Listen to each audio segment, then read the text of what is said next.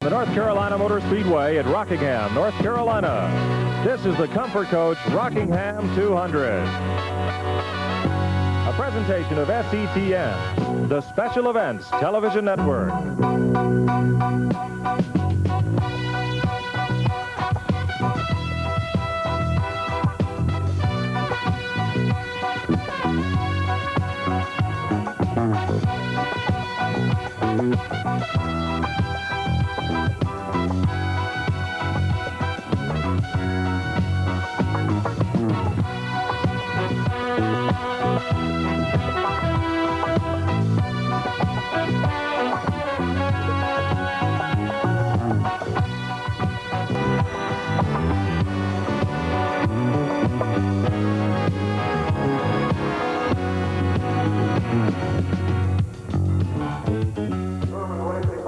The North Carolina Motor Speedway, located in the sand hills of North Carolina at Rockingham, one of the toughest tracks on the NASCAR circuit. Hello everyone, I'm Mike Joy, and this is the Komfort Koach 200. Probably nobody knows, like Benny Parsons knows, just how tough a racetrack this is. It is a tough racetrack, Mike. I probably crashed here at Rockingham as many times in my career as two other racetracks put together. Extremely tough racetrack. A lot of new drivers in this race today. What will that mean to the competition? Well, I think they're going to have a lot of trouble adjusting to the narrow groove at Rockingham and also coming off the turns, coming off the second turn particularly. The newcomers, it's very hard to adjust. They're going to have a lot of problems today. A couple of established super speedway racers up front, Jeff Bodine and Dale Earnhardt, but some sportsman drivers with a lot of experience all through the field. Well, you know, and that's the thing that's going to be tough on the drivers is trying to keep up with the Jeff Bodines and Dale Earnhardts and try to win the race.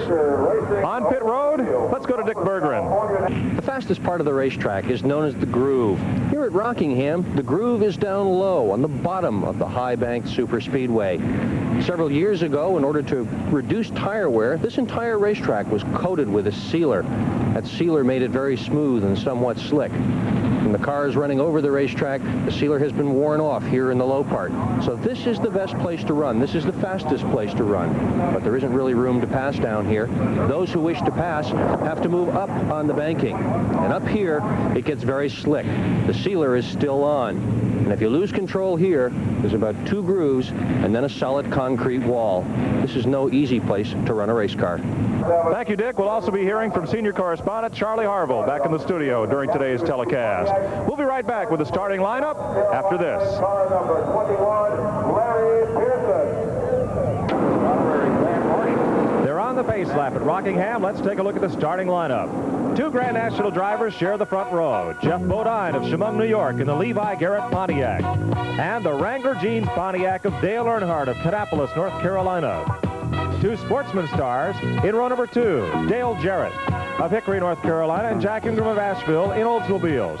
In row 3, second-generation star Larry Pearson along with Joe Ruttman. In the 4th row, Tommy Houston and Bosco Lowe, both Sportsman standouts. Row 5, we find Brad Teague and Tommy Ellis. Row 6 is Bobby Allison in the Miller Buick and L.D. Andres Pontiac. Then comes Joe Thurman and Rick Mass from Rockbridge, Baths, Virginia. In row number 8, Charlie Luck along with Jimmy Hensley. Row 9, Sportsman drivers Glenn Jarrett in a Ford and Kirk Bryant's Pontiac. Row 10, Murph Treichler from upstate New York and Jeff Hensley in Oldsmobiles. In row 11 is Ronnie Silver and Robert Ingram Jr. Then comes Bubba Nissen and Eddie Falk. Row 13, we find Morgan Shepherd's Pontiac alongside John Limball's Dodge. And in the last row, Larry Walker's Pontiac with Billy Hogan's Chevrolet, then Jerry Hill in an Oldsmobile, and Billy Myers subbing for Eugene Clark in a Pontiac. That's the 30-car starting field for the Rockingham 200. Getting set for the drop of the green flag in the second race in the Busch Late Model Sportsman Series for 1985. It's Bodine on the brake, and Brad Teague way to the inside about the 5th row. He's on the right side of your screen, and he'll gain a couple of spots before falling in line at turn 1. That was a very good start for a couple of guys. Bodine, number 1, he really got a good jump, and Brad Teague picked up about 3 spots on that green flag. Bodine the leader. There's Earnhardt, the second-place car, number 8. And Bodine looking for the lead. Earnhardt gives a little tap to the back bumper of Bodine, muscles his spot alongside, and they trade a little paint as they come past the start-finish line. Dead heat on lap 1. Dead heat, but Earnhardt has the groove. He's down on the inside, and that is the groove, Mike. We're going to see a lot of giving and taking today going in these turns by these guys because you got to be on the bottom of the racetrack. When they go through turns 1 and 2, you can see as the sun gleams down and bounces off that asphalt sealer that the low groove in this racetrack has been worn, and that's the fast way around this racetrack as they come off turn 4 and back to the start-finish line. Now back to turn number 1, and you see how that low groove is worn free of the sealant down there where you don't get the reflections glare. That's exactly right, and that's where the traction is. Where that dark spot on the racetrack is, Mike, that's where the traction is. Dale Earnhardt is really working these first few laps. He is staying right directly on the bottom of that racetrack. Jeff Bodine, oh, there's a spin coming off turn 4. It's Larry Pearson. Pearson's car comes around, gets itself righted again, oops, off to the grass and halted. And quickly, we're under caution here at the North Carolina Motor Speedway. Larry Pearson, whose dad, David, NASCAR's second all-time winner in Grand National competition with 105 career victories. Larry, trying to make a name for himself in sportsman racing, might have had an assist from Brad Teague. I think he and Brad Teague got together. I think Teague just bumped him a little bit. And as you come off that turn, Mike, the car is just all but trying to spin out anyway. And all it takes is one little bump and around you go. Here's Pearson onto pit road, pitting under the caution. May have flat spotted those tires when the car spun. Here's the first pit stop of the day. Larry Pearson, who spun coming off the 4th turn, now in the pits. They're going to give him some fuel just to top the tank off. Also, right side tires. Pearson in the pits. And you can see that the tire changer is just using one wrench. In NASCAR Late Model Sportsman Series, you can only use one air impact wrench. So the fellow has to go around, take the lug nuts off one tire, and then go to the other tire. While he's gone changing the other tire, someone takes the tire off and puts a new one on. Once he changes the front tire, he goes back and tightens the nuts on the rear tire. Idea being, if it takes you that long to change tires, you'll change less of them and save the car owner some money. Well, that's right, because those tires are $150 a piece. And Bodine gets a great start again on the green flag on the restart now. Here comes Earnhardt right up behind him, and Dale will settle in line. Has a look on the low side of Jeff Bodine's yellow and white Pontiac. And they're single file. Jack Ingram on the right side of your screen is the 3rd place car. Now we'll see if Earnhardt's move works again this time like it did on the first lap of the race. Here's Earnhardt. He's going to the bottom again. This is an instant replay of just a couple of laps ago. Earnhardt is really working today. He is staying right on the bottom of the racetrack. Well, Bodine had to know it was coming this time, but there's not much he could do about it. It really isn't, because Bodine's car today is when he goes in the turns is going up the racetrack, about a half a groove, a half a lane, which is just enough for Earnhardt to get his nose stuck under it. Dale Earnhardt now with a car-length lead on Jeff Bodine. Jack Ingram in 2nd. Side by side, Dale Jarrett works on the outside for the 4th position. He qualified 3rd. But that high groove is not going to be the way around, at least not in the early laps. Not in the early lap. I would expect by the end of the race that it will be the fast way. Look, Bodine is trying to Earnhardt, no, he can't make it down the back straightaway. Earnhardt the leader into turn 3. He's on the left side of your screen. Bodine right behind him. Jack Ingram holding his own. I think Jack Ingram really deserves a tremendous amount of credit, Mike, because this is a fellow that has for years and years raced on the quarter, the 3rd, the half-mile racetracks. And when he comes to a racetrack like Rockingham or Charlotte or Daytona, he is really at a disadvantage with the Earnhardt or a Bodine who does this week in and week out. Ingram has had opportunities to drive Grand National race cars on the premier circuit of stock car racing, but he said by doing so, he'd lose money. Well, that's right, because he has been doing it for so long that he really is great at those short tracks and makes a good living doing it. Ingram is a 4-time NASCAR National Late Model Sportsman champion, and he enjoys the opportunity to mix it up with the Grand National regulars like Earnhardt and Bodine. Well, when he can beat them, Mike, he goes back home with a feeling of accomplishment like it's unbelievable. I can just imagine what he feels like when he goes back and says, hey, today I beat Dale Earnhardt or Jeff Bodine. And today, that's going to be a tall order. Ingram, who won 8 Late Model Sportsman National Championship races in 1984 and finished up the runner-up in the series championship to Sam Ard. Well, everybody finished runner-up for Sammy last year. He was just dynamite last year on this series. Hart had already clinched the championship when he came to this racetrack in October, and in a savage crash was sidelined over the winter and has yet to return to competition. He is recuperating and expected back in a race car probably the end of April or perhaps early May. It will be good to see. It will be good to see Sam Hart come back. We'll have more on that from Charlie Harville later on in the telecast.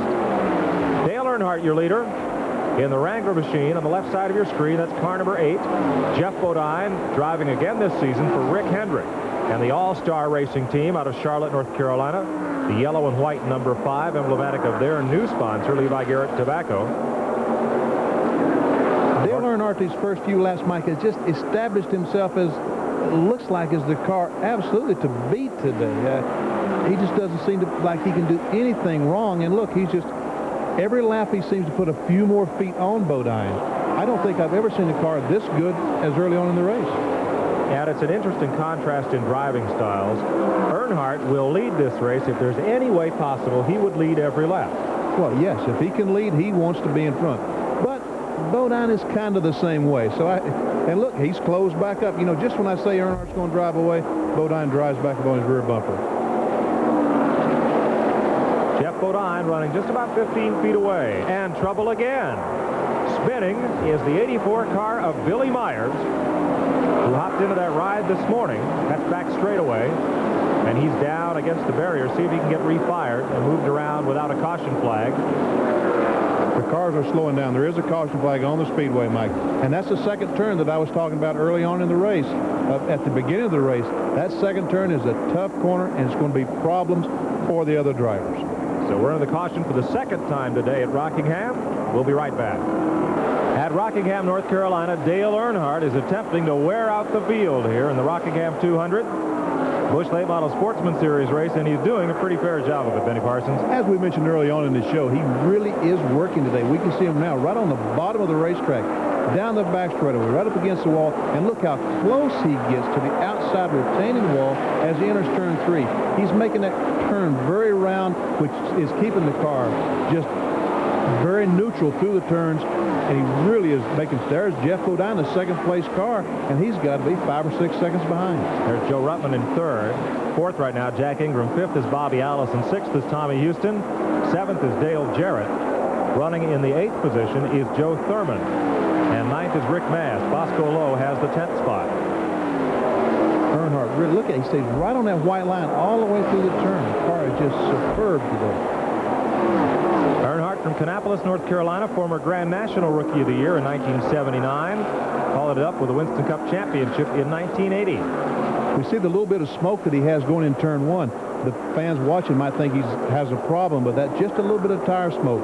The car, they're going in the turn so hard, and they're putting so much pressure on those tires that they're getting a little smoke off them as they enter the turns. Earnhardt laps past Robert Ingram Jr., driving car 51 out of Virginia Beach. There's Jack Ingram right on the tail of Joe Ruttman, 3rd and 4th position, flashing past, and they are bumper to bumper. But Earnhardt is well out ahead of the second-place car, almost a straightaway. There's Bodine, top of the screen, just for a moment. Look at him stay right. Again, I've said this 10 times, but it's amazing how he stays right on the bottom of the racetrack. No one else can do it. About a 5-second lead for Dale Earnhardt. There's the 3rd-place car, just going past Ruttman, and Ingram right with him. Back straightaway for the leader. Dale Earnhardt grew up in this kind of racing. This is where he got his experience around the quarter-mile and the half-mile racetrack, racing with Jack Ingram and all Sam Hart and the rest of these fellows for years and years before he finally got his break and was able to go Grand National racing. So he comes back to this type of racing every chance he gets. Jeff Bodine at the top of your screen. There's the 2nd-place car. Bodine came up through the NASCAR Modified Circuit in New York State, New England, and the rest of the Northeast, and had limited but successful experience in the Sportsman cars before making the break to Grand National racing. Earnhardt, despite his success in Winston Cup racing last year, did not win on the Sportsman circuit, and Bodine won only once at this racetrack last October. Well, it looks like it's going to be one or the other of them today, because they certainly have made shambles out of the rest of the field. There's a caution is out, Mike. NASCAR officials report debris on the racetrack. A piece of metal has gotten up in the groove and in the interest of safety, they have brought out the caution flag here for the third time this afternoon.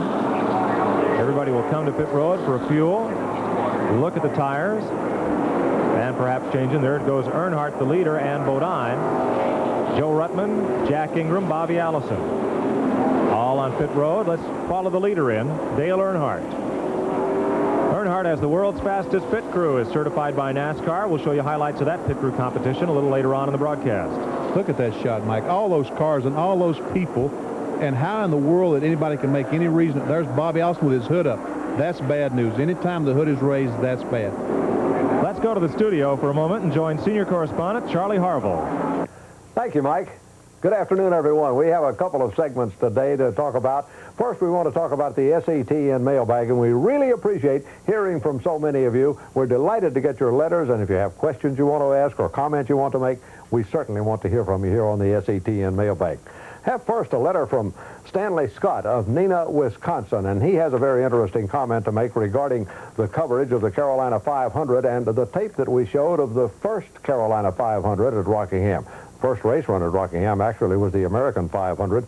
He says, what really caught my interest was your footage of the first race run at Rockingham 20 years ago. The faces brought back memories, and the iron they ran looked immense in comparison to today's talkers. Stanley continues, my question is this. Is there a department in NASCAR or any organization that is in charge of storing and preserving these archival films of past NASCAR races? Is there any way that I could get involved and so forth? Well, unfortunately, Stanley, there is no organization that actually stores and preserves all of the races. We got the footage of the American 500 from North Carolina Motor Speedway, and you can bet that I am preserving that personally because that's the first race ever run there. It's of great historic interest. It is also the final race won in the Grand National Division by Curtis Turner. I'm going to look into this. There should be some organization which does keep the tapes of the races that are run. There is not at the present time. We'd like to hear from those of you who enjoy these SETN races. Write to SETN Mailbag, Box 9517, Greensboro, North Carolina, 27408. In addition to the letters that you write us, there's something else we'd like to have you do. Write the station on which you see these SETN races and tell them how much you enjoy the coverage. We would appreciate that very much, and the stations which carry the races would appreciate it also. Now let's get back to the racing and back to Mike. Jeff Bodine was the first car to complete his service on pit road, and as you see, he's the leader in the Sportsman 200 at Rockingham. Jack Ingram runs second. Dale Earnhardt is third, and Joe Ruttman is the fourth-place car. Every time we brag on somebody today, Mike, we have problems. We bragged a moment ago that Dale Earnhardt's championship pit crew was the best in the business, and Jeff Bodine managed to beat them off pit road and on the racetrack, is right now leading the race. But Dale Earnhardt still looks like he's working as well as he has all day, and he'll be there before the day's over. Well, that's a good point about Earnhardt's pit crew is they are used to changing those right side tires with 2 lug wrenches. And in sportsman racing, you can only use 1 to cut down on the number of tires used, and that's a little different scene for them to play out on pit road. Well, it really is. Plus, Bodine's crew is their Grand National crew as well. But Jack Ingram, who is second place, as he was second, he just lost to Dale Earnhardt. But his crew is an experienced sportsman crew. They're able to change tires a little faster than Bodine or Earnhardt's crew. Now, one of 2 things happened to Ingram there. Either his car got a little high up in the groove and Earnhardt took advantage, or he's just aware of Dale's driving style and just for now let him go. It's still early in the race. Oh, it's still early in the race. There's no use to crash the car to keep someone behind you right now. But look how Earnhardt closes up on Bodine coming off turn 4. He is mowing down Bodine's lead rapidly. There's Earnhardt. He's there. He's right on the back bumper of Bodine's Pontiac as they go into the corner. And Earnhardt looks to the low side. Will he go for it? No, Bodine keeps him pinned right down toward the bottom of the racetrack. He still is right on the bottom of the racetrack. We see Bodine still has to go up that few feet, but Earnhardt stays right on the bottom. You can see he just hates to run second at any time. At any time. And he's the same way in a Grand National car. He really is. They'll move up on Jeff Hensley, the youngster from Martinsville, Virginia. The Flutes sheet metal Oldsmobile going a lap down here. Hensley just out of high school from a well-known racing family down around Clay Earl Speed Plant, where we'll bring you some SETN racing action later on in the season. Some great racing, modified and some of these cars as well. These Sportsman cars at 500 pounds less than their Grand National counterparts. That makes quite a difference in the way they drive. It really does. It makes the cars stick to the racetrack. Oh, they get together coming off turn 2. They don't stick to each other too well. No, they don't. But it makes the cars stick in the turns a lot better than the Grand National cars because of the lighter weight. You know, used to Sportsman cars were old Grand National cars. This was a place to use up the Grand National cars. But in the last few years, this sport, late model Sportsman racing, has gotten so sophisticated that these cars are new cars and they're built especially for late model Sportsman, not Grand National racing.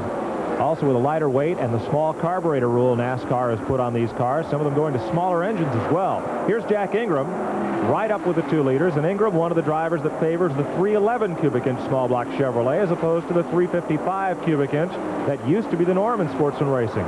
And in this race today, 2 V6 engines, Bobby Allison's Buick and Ron Bouchard's Buick. Both have Buick V6 motors. Well, you know, from an engineering standpoint, this race is great because we have 3 entire different engines out there, and and this is the birthplace of things we're going to see in Grand National racing a few years down the road. Plus the small block Ford for Glenn Jarrett and the small block, the Dodge engine for John Linville. Jeff Bodine in car number 5, the leader. Dale Earnhardt in car number 8 in second. They're about to lap by Billy Hogan of Troy, North Carolina, the Superior Piping Chevrolet. Oh, an engine right in front of the leaders. It had to be water coming out that exhaust pipe, because if it had been oil, those guys would have been around. Hogan got right down to the inside of the racetrack. The leaders got by without incident. We're under caution, so let's go back to the studio and rejoin Charlie Harville. Thank you, Mike. Now I want to tell you about the schedule of races which SETN will be carrying in this 1985 racing season. I can't give you the exact days and times at which they will be shown by your local station. You'll have to consult your local TV listings for that information. But the races go like this. In May, we will have for you the Sovereign Bank 500, the Winston Cup event from the great Martinsville Speedway, Clay Earl Spine track there. In June, the Miller Time 500. In July, the Azalea 150. The August race will be announced later. I'll tell you more about that later. In September, the Wrangler Sanford 400 from Richmond Fairgrounds Raceway. And in October, the Goodies 500 from Martinsville. In November, the Cardinal 500, triple header at Martinsville Speedway. And in December, we will have a show that will bring you highlights of all the races which you've seen here on SETN this season. The reason we don't know about the race in August is because of the fact that the NASCAR races have been canceled.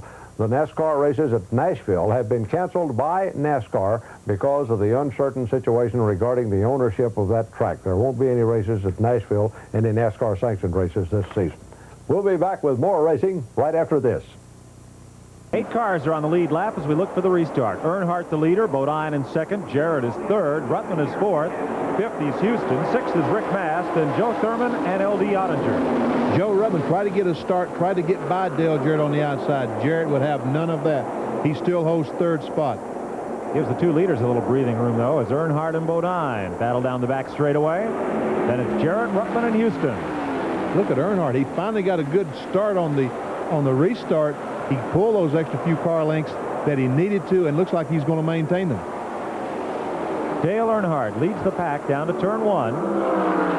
Jeff Bodine in hot pursuit, and you see the rest of the field scream fast. It looks like this has been the shot we've been seeing all day. These cars have been in the picture almost all day. What a super job that both these drivers have done today. Earnhardt takes it off the corner. Back to the front straightaway, the first of that straightaway turn, and here goes Bodine diving to the inside again. Wham! But Earnhardt closed the door abruptly one more time. Back straightaway. And that little side-by-side racing allows 3rd, 4th, and 5th to close a bit on the leaders. Earnhardt's keeping his car right on the bottom of the racetrack. Bodine just doesn't have room to squeeze underneath him. But boys, Bodine really... Look, he's going to try it on the outside, Mike. This is the hard way around as they come past start-finish. Earnhardt comes up to cover the spot. But Earnhardt drove the car in just a little bit too hard. He went up the racetrack farther than I've seen him all day today. Jeff Bodine just might have noticed that. But now they're both on fresh tires, so again, it's back to feeling each other out and seeing what each other one has got. That's exactly right. Right now, they're just trying to see and Bodine tried that shot. If he can try it later on in the race, maybe Earnhardt will do the same thing, slide up the racetrack just a bit. Now, just out of camera range, the same thing is going on between Dale Jarrett and Joe Ruttman at the third spot. There they are, 2 by 2, the front 4. And Tommy Houston's kind of by himself. He's in between the 5th and 6th place car. He's just there all by himself. But he's waiting in case these 4 don't make it to the end. Uh-oh. Rick Mast is in the wall up in turn number 3. And Ronnie Silver just misses it. Wow, what a close call. And again, you see they slow before they get to the caution flag, as they do here in Sportsman racing. They don't race back to the flag. At the same spot where Sam Ard whacked the wall last October. Let's go to Charlie Harville. Thank you, Mike and Benny. This is a great race, isn't it? It illustrates the kind of competition that takes place all the time in the late model sportsman division. There's one unfortunate thing about today's race. That is the fact that the defending late model sportsman champion, Sam Ard, is not on the racetrack. Sam was injured in an accident at North Carolina Motor Speedway while running in the Komfort Koach 200 last October and has been out of action ever since. And unfortunately, Sam doesn't know when he will be returning to action. The driver of the 00 Thomas Brothers Ham car, which Sam has driven for a number of years, is Jimmy Hensley of Virginia, and Jimmy is doing an excellent job and has done an excellent job in the past, a driver of great experience, and has taken over that Thomas Brothers Ham car for at least the next several races. We hope that Sam, who is the defending champion and who was also the champion in 1983 in the late model sportsman division, will be back and will be able to race with us very soon again. Sam's the only man besides Jack Ingram to have won the title as many as 2 consecutive years. Jack won it 3 years in a row. Sam won it in 1983 and in 1984. Sam Ard, we miss you on the racetrack. We hope you'll be back into this late model sportsman competition very, very soon. Jimmy Hensley is driving the car today, the Thomas Brothers Country Hams Oldsmobile, usually piloted by Sam Ard, and the latest indication is that Sam could be back in a race car in late April. We're getting set for the restart. There's Brad Teague right up front on the right side, and Bodine chops right to the inside, trying to get a piece out of Earnhardt. No, not today, Dale Earnhardt says. He keeps shutting the door on Bodine. How many times today? Almost as many laps as we have on the scoreboard. That's how many times it seems that he's shut the door on Bodine going in the turns. He's going to wear the hinges off that door. Bodine is there, just a car length back. Now there's Joe Ruttman, the third place car, wrestling with the moving chicane, Brad Teague. And here's Bodine after the lead. He is after the lead. They're very, very close coming off turn 2. This is great for the fans to watch. This is tremendous And action. they are on their feet. They appreciate this kind of racing, as I do. I'm a big enough race fan. I love this, Mike. And you know it's got to be enjoyable to those 2 fellas up front. Well, that's exactly right. Bodine with the lead, but only by half a car length. Here comes Earnhardt, and he's coming back on the outside. They have raced for 1 complete lap side by side. Oh, they do touch. Well, you get a lot of that contact, even at 130, 140 miles an hour. And you got 2 of the best in the business at it right there. And they're 2 drivers, aggressive. Neither one's going to give an inch. This is a lap and 3/4. 2 laps these cars have been around this speedway side by side. And they touch again coming off turn 4. Back to 1. Earnhardt drops in the low groove. And all the way to the bottom. Here he goes. No, there's not enough room. Bodine holds him back there. I almost broke my chair on that one, Mike. What a move. You know, Earnhardt went down on the apron. I thought he was going to slip up and get in the side of Bodine. I don't know how in the world they didn't get together. Well, that side-by-side racing has brought Joe Ruttman right up into the pack. As top of the screen, Tommy Houston goes by Dale Jarrett for 4th. It is now a 3-car battle. Let's see if Ruttman can hang with them as Bodine and Earnhardt try to buff the paint off each other's cars the hard way. I hope that we got to widen our shot out just a little bit to put a 3rd car in there, because that's really going to make a difference on those front 2 cars, having a 3rd car back there, because all of a sudden they can't pull these shenanigans, because when they do, that 3rd place car is going to go by and leave them both in the dust. Well, Earnhardt is the meat in the sandwich there. He has got to drive aggressively to get Bodine, as he does there, and defensively to hold off Joe Ruttman. They touch. They definitely touch coming off turn 2, and that's a tough spot for it. Wheel marks up and down the sides of both those 2 front-running cars.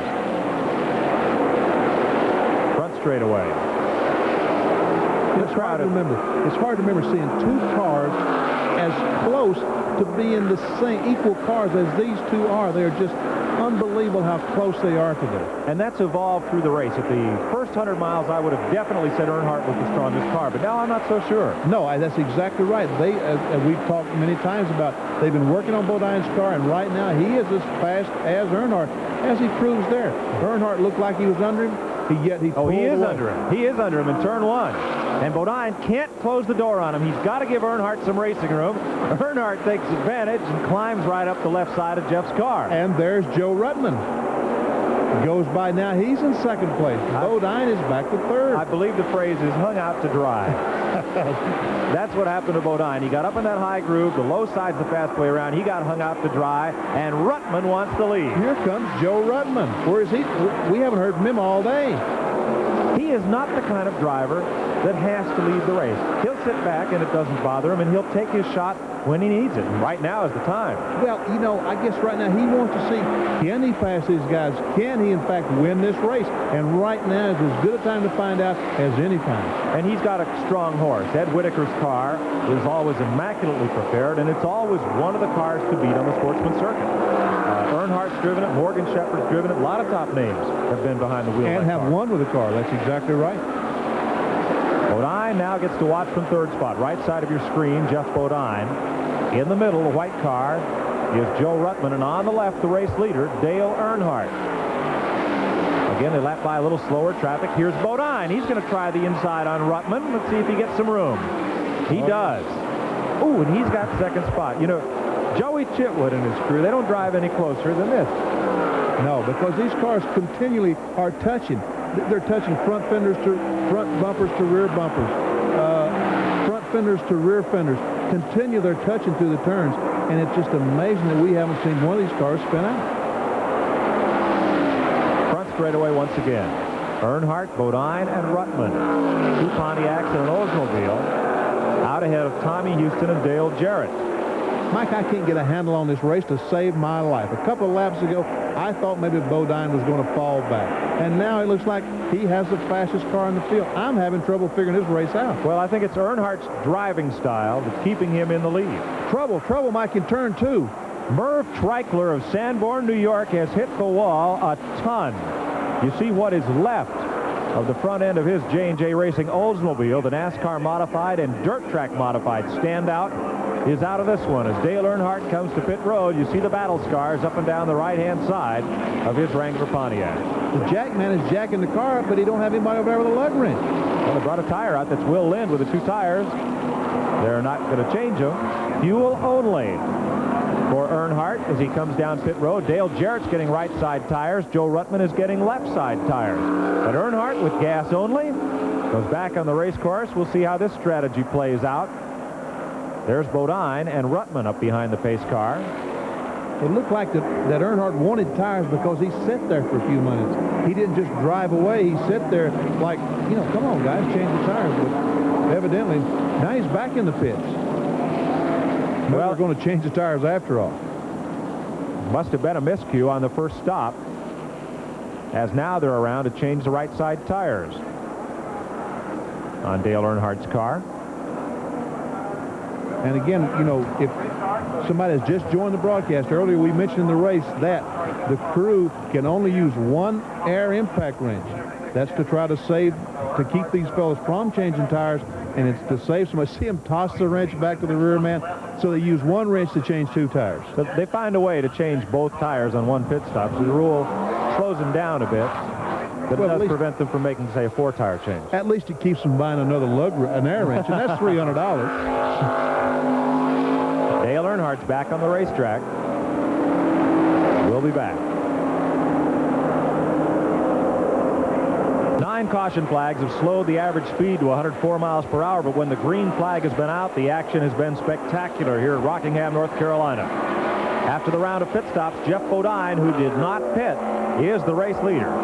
Joe Ruttman is right there, and then Dale Earnhardt is climbing all over the back bumper of Ruttman's car.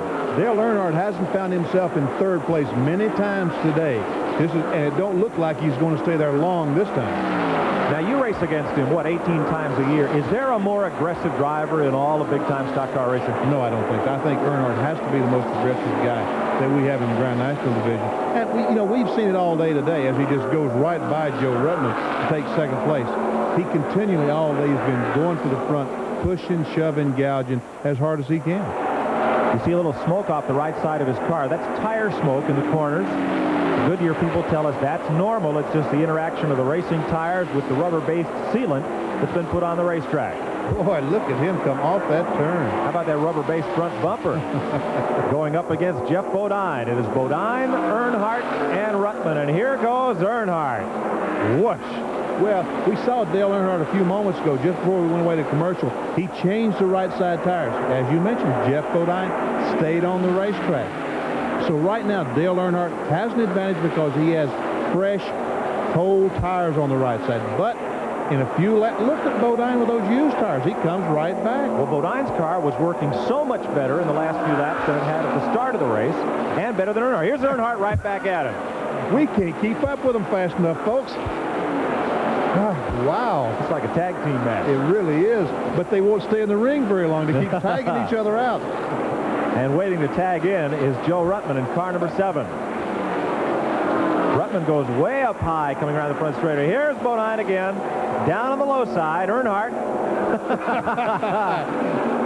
Need we say, folks, he slammed the door one more time.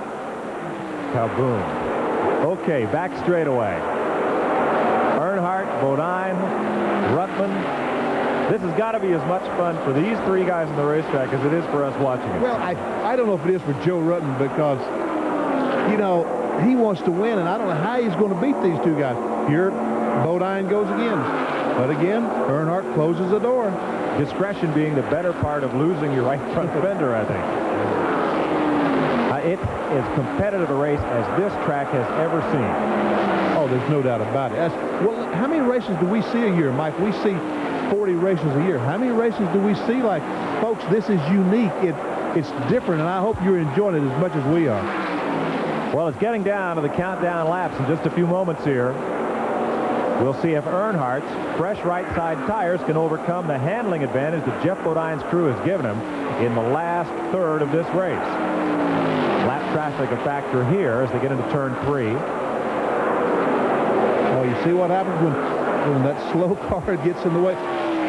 Earnhardt's trying his best to keep Bodine behind him, and I don't know if he's going to be able to do it or not. Well, Bodine's working on his rearview mirror pretty good. He comes up high, gets a late start into the turn, looks like he's going high, chops down to the bottom of the racetrack.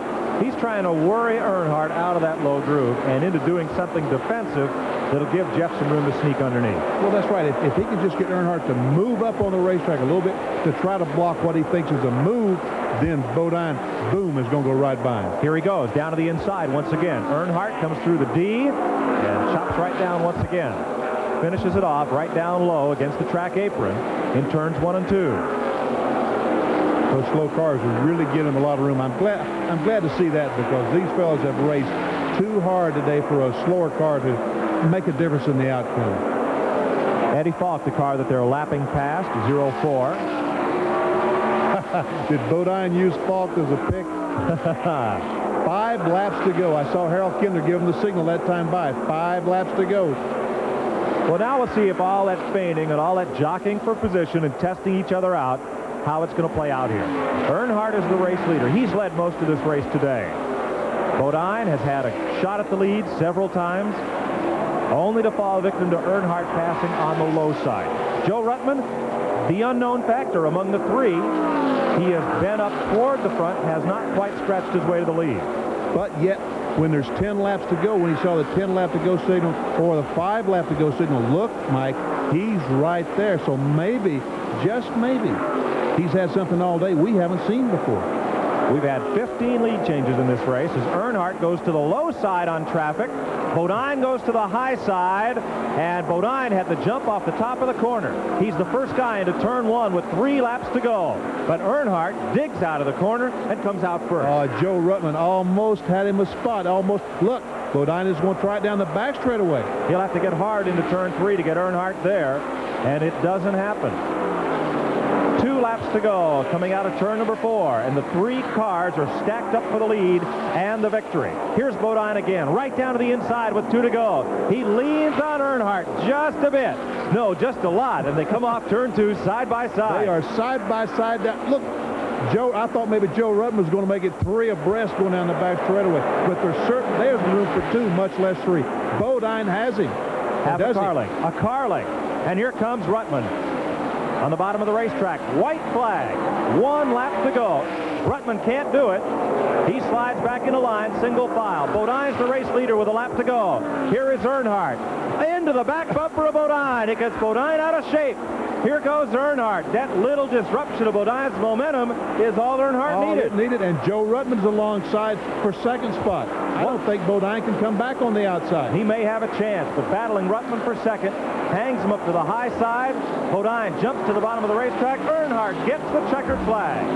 Ruttman is second, and Bodine, who led on the white flag lap, got out of shape in turn number 2. We see Bodine pulling up alongside Dale Earnhardt. Believe me, Mike, he is not congratulating you. I wish we could hear what he was saying. No, you don't. Not on television. No, I guess that's true. So Dale Earnhardt muscles his way to victory in the late model Sportsman 200 at the North Carolina Motor Speedway. Joe Ruttman finishes second, and Jeff Bodine perhaps made his move 1 lap too soon. I don't know, Mike.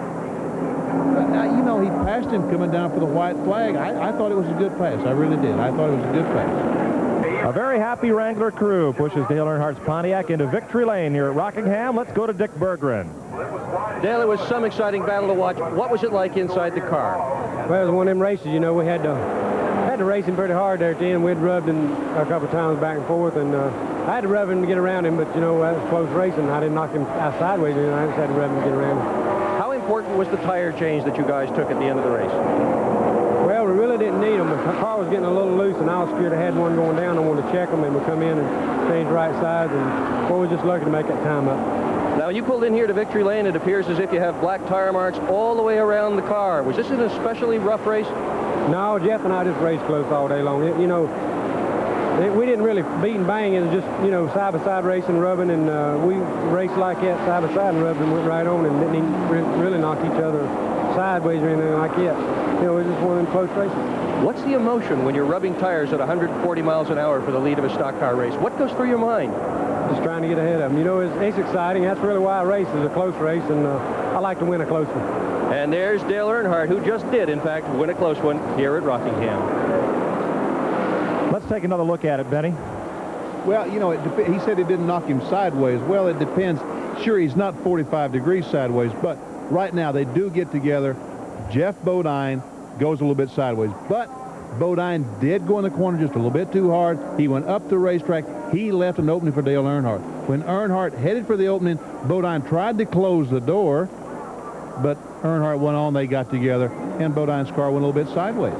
There is a saying that I've heard all my life in the sport, and that saying is all's fair in love and the last lap. Jeff Bodine, after leading much of the race, you finished third, but still you can manage a grin. Well, it's tough sometimes, but we have to do that. You know, what happens on a racetrack at different times, you just have to live with that. You can't change it now. And this type of track here at Rockingham promotes the rough, the contact, the bumping. It's a narrow track, it's fast. And to get by in a passing situation, you have to rub your opponent most of the time. It's hard to pass him clean, and that's what happened today. And you know, we accept that. You know, when you race with real racing competitors, people that want to win, like Dale Earnhardt or Joe Ruttman, you've got to expect to have a lot of contact, and that's what happened. Well, let's see if we can get an idea of what happened from the fellow who had the absolute bird's-eye view of that last lap fracas, Joe Ruttman. Let's go back to Dick Berggren on pit road. Now, if you had to be a referee of that situation, Joe, would you say everybody played fair? Well, I'm sure that somewhere along the line that when both drivers look at each other, someone realizes they made a mistake, and I think the persons involved really realize who was right and who was wrong, and they're just going to have to work it out on their own. And I'm not one to pass judgment. All I'm doing is trying to win races and Unfortunately, I wasn't involved in that aspect of it because when they bump and bang a little bit, that scares me to death, you know. Well, did Jeff Bodine come down the track in front of Dale Earnhardt, or did Earnhardt come up into Jeff Bodine? Either way, and you be the judge, the real winner, the race fans. Regardless of who won today, these race fans got their money's worth, Mike. I've watched lots of races. I've never seen a better one.